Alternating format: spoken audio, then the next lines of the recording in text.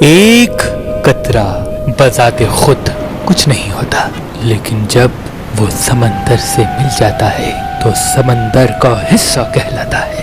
ویسے ہی اپنی خودی کو فنا کر کے اپنے محبوب کو پانے والوں میں اللہ کے ولی حضرت شمس الدین تبریزی سبزواری کا نام یاد رکھا جائے گا۔ آپ کا شجرہ نسب تاریخ نے اپنے دامن میں کچھ یوں لکھا ہے: امام علی، ان کا بیٹا امام حسین، ان کا بیٹا امام زین العابدین، ان کا بیٹا امام محمد باقر، ان کا بیٹا امام جعفر صادق، ان کا بیٹا حضرت اسماعیل، ان کا بیٹا محمد، ان کا بیٹا اسماعیل ثانی، ان کا بیٹا محمد منصور، ان کا بیٹا سید غالب، ان کا بیٹا حضرت عبد المجید، اور ان کے دو بیٹے ہوئے حضرت منتخب باللہ اور حضرت منتظر باللہ۔ حضرت منتخب باللہ سے حضرت قلندر شہباز کا نسب ملتا ہے، اور حضرت منتظر باللہ سے شاہ شمس تبریز کا کچھ یوں۔ ان کے بیٹے ہوئے حضرت احمد ہادی، ان کے بیٹے ہوئے سید ہاشم علی، ان کے بیٹے ہوئے محمد معصوم، ان کے بیٹے ہوئے محمود، ان کے بیٹے ہوئے سید محب، ان کے بیٹے ہوئے علی خالد، ان کے بیٹے ہوئے عبد المومن، ان کے بیٹے ہوئے علی سلام الدین، ان کے بیٹے ہوئے محمد صلاح الدین، ان کے بیٹے ہوئے حضرت شمس الدین تبریزی سبزواری، جس کو زمانہ شمس تبریز کے نام سے یاد کرتا ہے۔ آپ کی ولادت سے تقریباً 25 سال پہلے آپ کے دادا علی سلام الدین نے آپ کے بابا محمد صلاح الدین سے کہا کہ اے میرے بیٹے، ان قریب اللہ تجھے ایک بیٹا دے گا جس کا فیض سورج کی طرح پوری دنیا میں چمکے گا، اس کا نام شمس رکھنا، اور اسے یہ میری امانتیں دینا اور کہنا جو علم اسے ملنا ہے وہ علم اس کے خون میں چھپا ہے۔ بس کچھ برس بعد اللہ پاک نے 15 شعبان 560 ہجری بمطابق 1 دسمبر اپنی رحمت کے خزانے میں سے اس ولی کا ظہور کر دیا جس کو آج بھی زمانہ شمس تبریز کہتا ہے۔ آپ بچپن سے ہی تنہائی پسند تھے، سارا دن اندھیرے میں تنہا بیٹھے رہتے تھے اور اپنے والد سے مختلف علوم سیکھتے رہے، جن میں علم سلوک، علم نجوم، علم عقوب، علم نقالہ، علم ندید، علم ابجد، علم لباب، علم جفر، علم نور، جنات نقد، مسام، اسرار زبان، نخد اور نیالہ کے ہزاروں راز تھے۔ آپ کی عمر مبارک ابھی 16 سال تک ہی پہنچی تھی کہ آپ ہر انسان کے ہر سوال کا جواب قرآن سے دینے لگے۔ بعض مرتبہ آپ کے والد آپ کی اس معرفت کی منزل کو دیکھ کے اپنے بابا کی وہ بات یاد کیا کرتے تھے کہ تیرے بیٹے شمس کا نور پوری دنیا میں چمکے گا۔ لیکن جیسے جیسے آپ کا علم بڑھتا رہا، آپ لوگوں سے ملنا کم کرتے رہے۔ آپ کے بابا مختلف گاؤں، دیہات، شہر میں آپ کو لے کے جایا کرتے تھے اور آپ دین حق کی تبلیغ کیا کرتے تھے۔ بس آپ کی عمر ابھی تھوڑی ہی بڑی ہوئی تو آپ کے والد نے آپ کی الگ طبیعت کو دیکھ کے حضرت جلال الدین کی بیٹی سے آپ کی شادی کرانے کا فیصلہ کر دیا۔ اپنے والد کی خوشی کے لیے آپ نے شادی کر دی اور اس سے آپ کو اللہ نے 2 فرزند عطا کیے، ایک سید نصیر الدین اور دوسرا سید اللہ الدین، جن سے آپ کی اولاد آج بھی پوری دنیا میں شمسی، تبریزی یا سبزواری سادات کے نام سے پائی جاتی ہے۔ بس زندگی گزر ہی رہی تھی کہ ایک رات آپ کے والد نے خواب دیکھا کہ وہ سورج کی روشنی کو زمین میں تدفین کر رہا ہے۔ خواب سے بیدار ہوا، تعبیر پوچھنے کے لیے سوچ ہی رہا تھا تو آپ کے فرزند حضرت شمس تبریز قریب آئے اور کہا، بابا، اللہ نے سورج کی روشنی کو سب کے لیے رکھا ہے، لیکن آپ کا اس سورج سے پیار اس فیض کو دنیا سے روک دے گا۔ بس اتنا کہنا تھا تو آپ کے والد نے اس خواب کی تعبیر پالی اور کہا، اے میرے بیٹے، تیرا جہاں جی کرے وہاں چلا جا، کیونکہ تیرے ہاتھوں سے، تیرے کردار سے لاکھوں لوگ فیض پائیں گے اور سینکڑوں لوگ مسلمان ہوں گے۔ جاؤ بیٹا جاؤ۔ بس اپنے بابا سے اجازت لے کے آپ تبریز کی طرف روانہ ہو گئے اور 12 سال تبریز میں رہے۔ जैसे कि वहाँ के लोग इंसानों पे जुल्म करते थे, तो आप मुसलसल उनकी इस्लाह करते रहे। तभी आपको शम्स सब्जवारी और शम्स तबरेजी भी कहा जाता है। बस उसके बाद शाह शम्स तबरेज मक्के की तरफ रवाना हो गए। अल्लाह के घर की ज़ियारत के बाद रोज़ा रसूल पे आए। वहाँ से नजफ, नजफ से करबला, करबला से बगदाद, बगदाद से सामरा, सामरा से फिर मशहद, मशहद से कीनिया, अफ्रीका, पूरी दुनिया में मुख्तलिफ मुख्तलिफ जगहों पे जाते रहे और अपने किरदार और करामात और इल्म से लोगों को फैज़ देते रहे। तभी आपको मुख्तलिफ ममालिक के लोग मुख्तलिफ नाम से बुलाने लगे। रोम में शम्स तबरेज, इराक में शम्स बगदादी, ईरान में शम्स तबरेजी सब्जवारी, कश्मीर में शम्स परिंदा, अफ्रीका में शम्स कलंदर, किनान में शम्स किनानी, मिस्र में शम्स मिस्री और शाम में शम्सुद्दीन के नाम से याद किया जाने लगा। आपकी एक आदत हुआ करती थी कि आप मुख्तलिफ शहर जाके तबलीग और लोगों की इस्लाह किया करते थे, लेकिन जब वहाँ के लोग दर्से अखलाक पा लेते थे तो आप वहाँ से कूच कर लिया करते थे। वो लोग ढूंढते रहते थे, लेकिन आप फिर कहीं ऐसी जगह चले जाया करते थे जहाँ लोगों को इस्लाह की जरूरत होती थी। तभी आपकी एजाजी कब्रें काफी मकामात पर हैं। कोई ईरान में भी आपकी एजाजी कब्र बनी हुई है, रोम में भी आपकी एजाजी कब्र बनी हुई है, तुर्की में भी आपकी एजाजी कब्र बनी हुई है, कराक्रम में भी आपकी कब्र बनी हुई है, क्योंकि आप लोगों की इस्लाह के बाद अचानक से वहाँ से चले जाते थे और लोग आपको ढूंढते रहते थे और आपकी एजाजी कब्र बना लेते थे।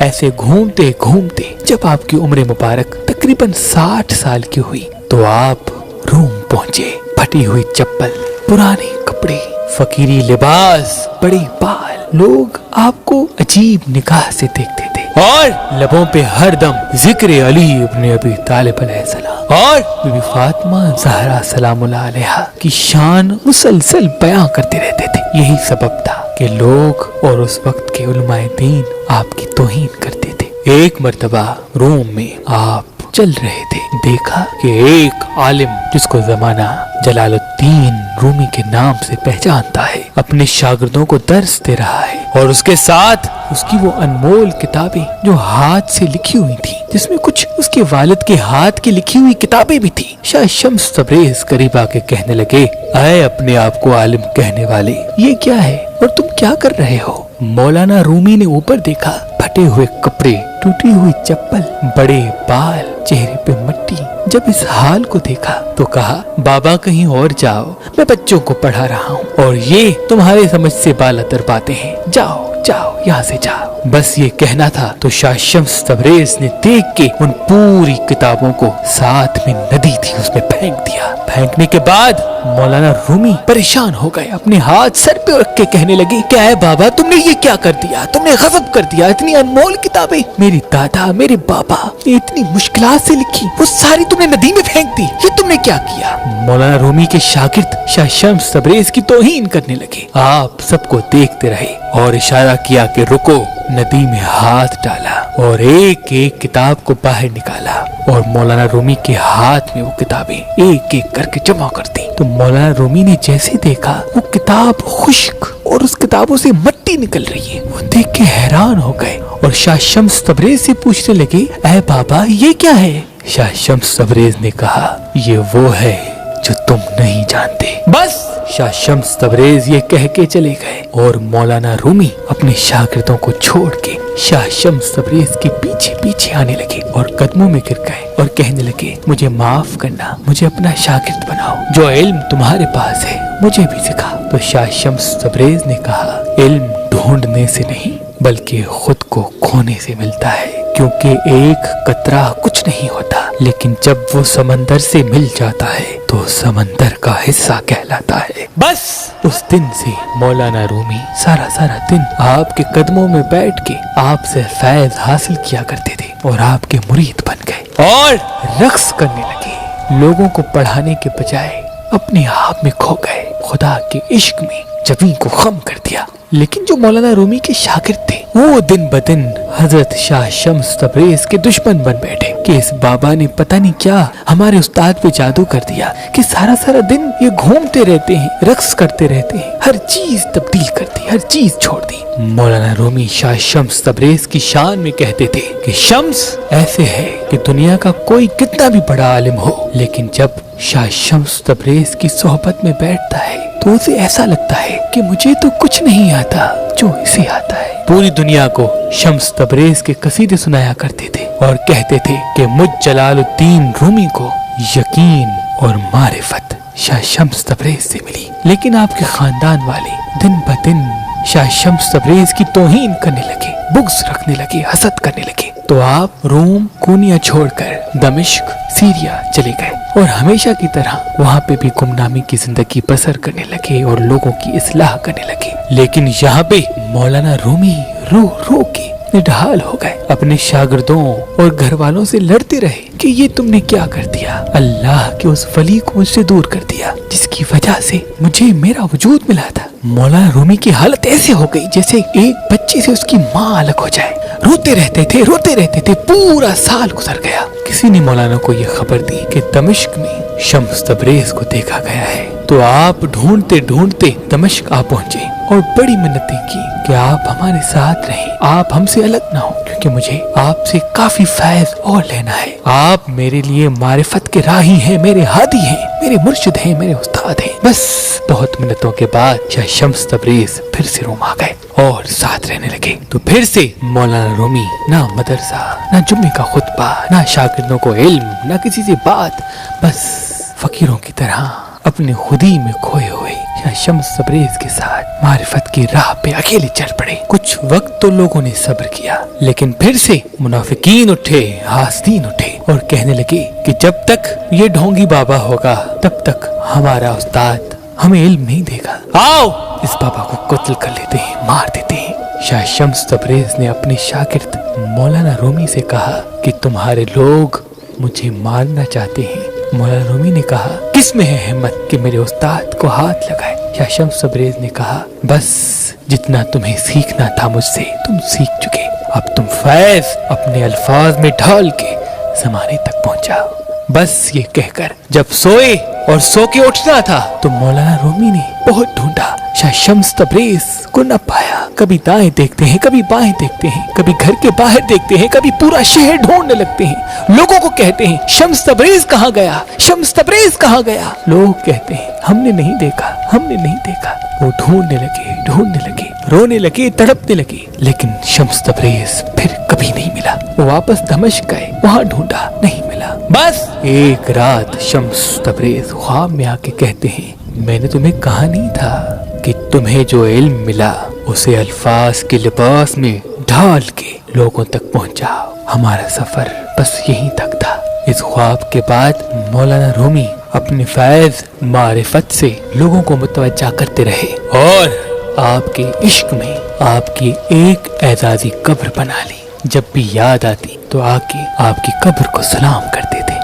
और शाह शम्स तबरेज वहां से इमाम अली के रोजे पे आके एक फकीर की तरह बैठ के जिंदगी बसर करने लगे। कभी किसी गांव, कभी किसी गांव, कभी किसी शहर जाते थे, लोगों की इस्लाह करके फिर से रोजा इमाम अली पे आके बैठ जाते थे। बस एक मर्तबा आप इमाम मूसा काज़िम अलैहिस्सलाम के रोजे की ज़ियारत के लिए बगदाद गए तो बगदाद का बादशाह रास्ते से जा रहा था। सब अपने सर को झुका के खड़े थे, लेकिन शाह शम्स तबरेज बारोब उस बादशाह के चेहरे को देख रहे थे। बादशाह को ये बात पसंद नहीं आई। उसने कहा ये फकीर कौन है? लोगों ने कहा पता नहीं, ऐसे ही कोई फकीर है आया है। उसने शाह शम्स तबरेज को कैद करा के अपने महल बुलाया और तौहीन की, बहुत कुछ कहा। शाह शम्स तबरेज सिर्फ देखते रहे। बहुत तौहीन के बाद अपने महल से निकाल दिया। बस शाह शम्स तबरेज का बगदाद से नजफ की तरफ जाना था कि इतनी देर में उस बादशाह का बेटा मर गया। बेटे का मरना था तो लोगों में ये चर्चा शुरू हो गया कि शायद उस फकीर की बद्दुआ लगी है जिसको बादशाह इतना बुरा भला कह रहा था। उसने कुछ भी नहीं कहा। बादशाह को इस बात का एहसास हुआ। उसने अपने सिपाहियों से कहा कि जाओ ढूंढो उस फकीर को ढूंढो, मुझसे बड़ी गलती हो गई, मैं उसे माफी मांगना चाहता हूँ, मुझे इतनी बड़ी सजा न दे, जाओ उसे ढूंढो। किसी ने कहा कि हम उस फकीर को नजफ में देखते हैं, वो रोज़ाए अली के साए में बैठा होता है। आते हैं और शाह शम्स तबरेज के कदमों पे गिर के कहते हैं, ऐ अल्लाह के वली, चलो बादशाह के पास। तो आपने कहा, कौन बादशाह? मेरा बादशाह सिर्फ अली है। लोगों ने कहा, आप चले, वो आपसे माफी मांगना चाहता है, उसका बेटा मर गया और उसे ये लगता है कि उसे आपकी बद्दुआ लगी है, बस ये कहना था। तो आपने कहा, जाओ अपने बादशाह और उसके मरे हुए बेटे को मेरे बादशाह अली की दरबार में लेके आओ। बस वो बादशाह रोते रोते अपने बेटे की लाश को लेके शाह शम्स तबरेज के पास आया और दस्ते अदब को जोड़ के अर्ज करने लगा, ऐ अल्लाह के वली, मुझे माफ करना, मैं दौलत के नशे में मस्त था, आपके दिल को दुखाने के सबब अल्लाह ने मुझसे मेरा बेटा ले लिया। शाह शम्स तबरेज ने कहा, जिंदगी और मौत अल्लाह के हाथ है।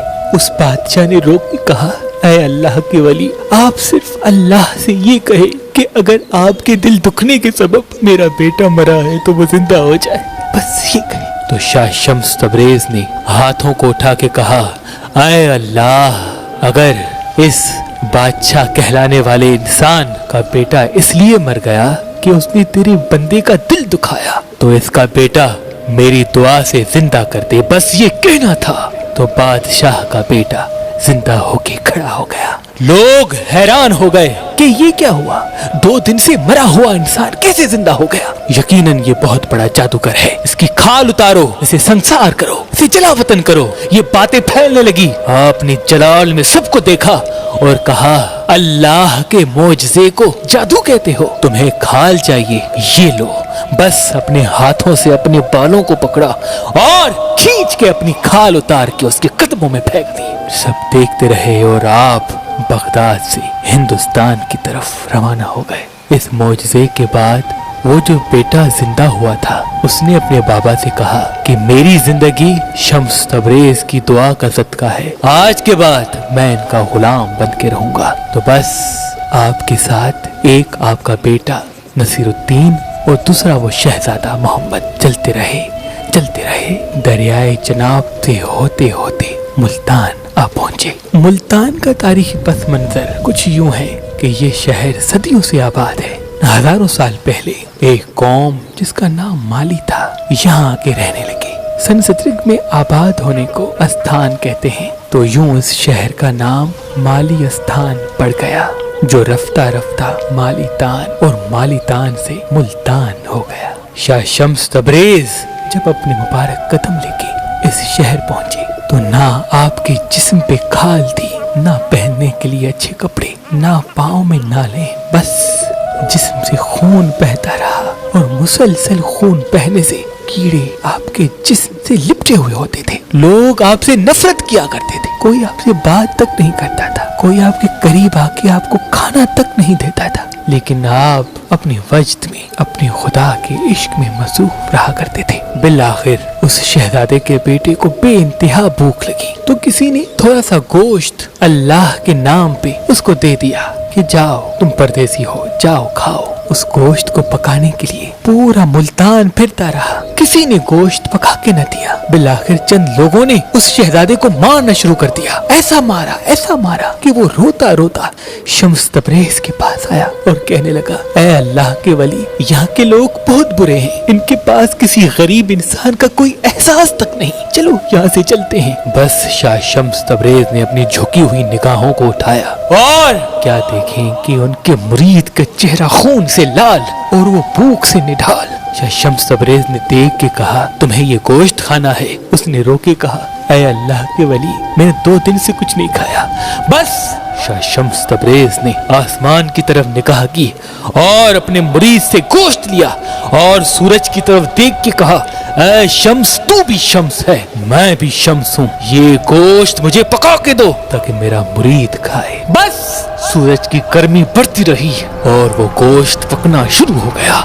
मुल्तान में क़यामत बर्पा हो गई, लोग इधर उधर भागने लगे कि ये क्या हो गया। सब भाग रहे हैं और शाह शम्स तबरेज उस गर्मी में गोश्त पका रहे हैं। बस जब इस मंजर को वहाँ के लोगों ने देखा तो आके कदमों पे गिर गए और कहा कि ऐ अल्लाह के वली हमें माफ कर दो, हम इस गर्मी में मर जाएंगे, आज के बाद हम किसी गरीब को कमतर नहीं समझेंगे, ऐ अल्लाह के वली दुआ करो कि ये सूरज अपनी गर्मी कम करे। शाह शम्स तबरेज ने कहा, आज इस सूरज की गर्मी बर्दाश्त नहीं कर पा रहे तो सोचो रोज़े महशर की गर्मी किस तरह से बर्दाश्त करोगे। अल्लाह की मखलूक का एहसास करो, अल्लाह की मखलूक को कभी कम न समझो, क्योंकि अल्लाह अपनी मखलूक से बहुत प्यार करता है। बस आपने दुआ की और सूरज की गर्मी फिर से कम होती गई। लोग आपकी जियारत के लिए दूर दूर से आते रहे, आपके कदम चूमने लगे और आपके फर्जंद नसीरुद्दीन और उस शहजादे के बेटे ने बताया कि ये शम्स तबरेज है, मौलाना रूमी का उस्ताद, सब्जवार का सैयद, आले रसूल आले अली है।